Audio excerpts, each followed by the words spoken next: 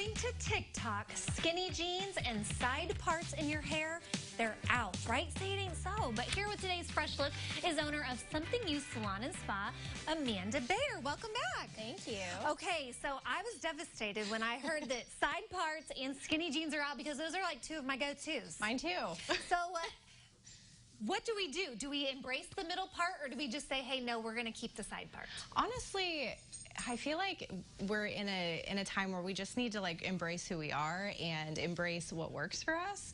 And side parts and middle parts, it just depends on face shape. It all depends on, how your face looks from the front, the angles and everything. So a middle part isn't necessarily going to be flattering on every single person. Yeah, you've got some pictures here. So yes. The top one is the heart-shaped face. Yes. So talk about that. So a heart-shaped face is good for a middle part if you have a longer hairstyle. If you have a bob, you typically kind of want to stay away from a middle part, or you want to have some type of bang. So whether it be just a regular fringe bang or a curtain bang, you want something to kind of fill in the forehead a little bit.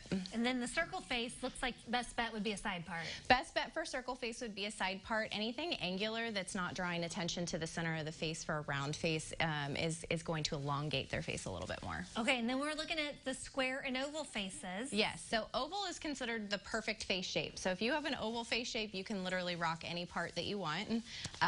And then a square shape, again, you're going to want to steer towards more of a side part just to help kind of break up the angular features of the face. Is it hard to retrain your hair to part in a different direction? If you have cowlicks and natural growth patterns on your front hairline, which many people do, then yes, I can't rock a very middle severe part because I have a fun little cowlick right here that just does what it wants to do. Same. So. Okay, well, I'm going to stick to the side part and let those that want to try the middle part go for it. Let's talk winter hair care tips. I know yes. we're on just the doorstep there of spring, Yay. but we still need to be taking care of our hair in the winter months. So what are some tips you have? So I always tell people that hair care should be very similar to skin care. You should be changing your regimen for your hair care routine at least twice a year, and that's seasonal. So in the wintertime, you switch a lot of your skincare products to things that are more hydrating for the skin.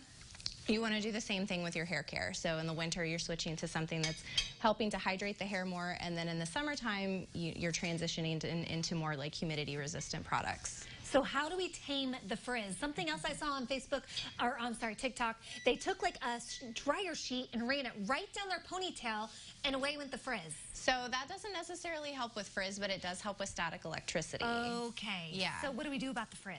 The frizz, again, it's all about the right products for your hair. Frizz tends to mean that you're lacking moisture in the hair, so good conditioning treatments.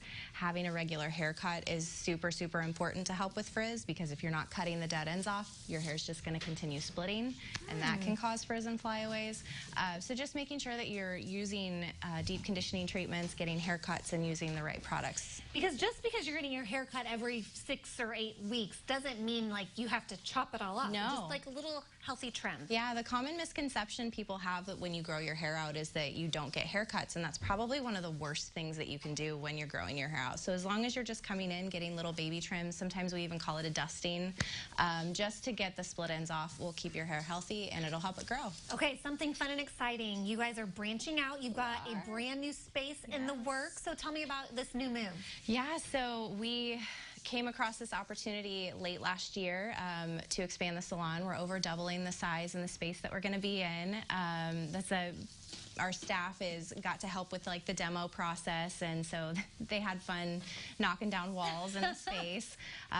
But yeah, we're currently in the process of remodeling right now, and it's going to be beautiful, and we're super excited. Well, yeah, and more opportunity for great stylists to join your team. Are you looking for some additional stylists? Yeah, we're looking for both experienced and non-experienced, still in school, people to join our team. Well, and it's a great team to be a part of, and I always appreciate the help you do in making my hair look a little less frizzy and less sparkly, I have to add. So thank you so much. You're welcome. And we can't wait for the big new reveal of their new space, and we'll have to have her back, or we'll have to go there and get a tour. Absolutely. Okay. For more details on all of the services there at Something Used Salon and Spa, we'll connect you at ciliving.tv.